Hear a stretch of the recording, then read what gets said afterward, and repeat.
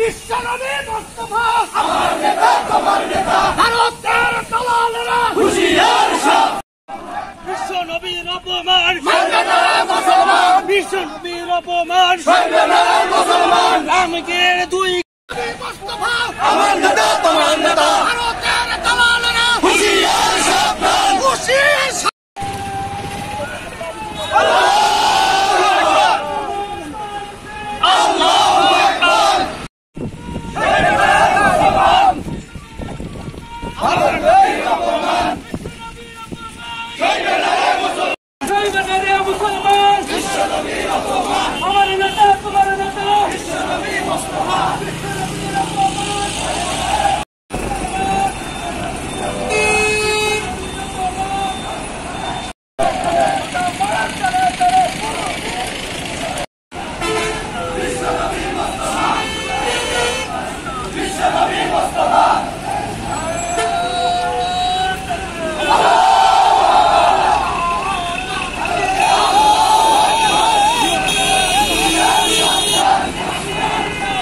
আসলে সময় নাই। রোজ আমি আপনাদেরকে একটি দৃষ্টি আকর্ষণ করছি, সেটা হচ্ছে এই নবীকে নিয়ে যে অপমান করছে, এইটা যদি বাংলাদেশের মুসলমান যদি হইতো, বাংলাদেশের যদি হিন্দু হইতো, অট্টাইনে নিয়ে এসে রোডে আমরা এই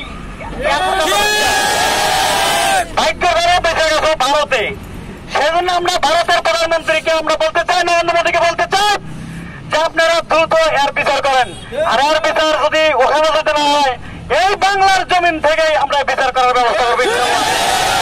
এ পর্যায়ে আপনাদের সামনে বক্তব্য নিয়ে আসছেন গোলপুর মসজিদের পেশ ইমাম মোহাম্মদ শাহিন রেজা।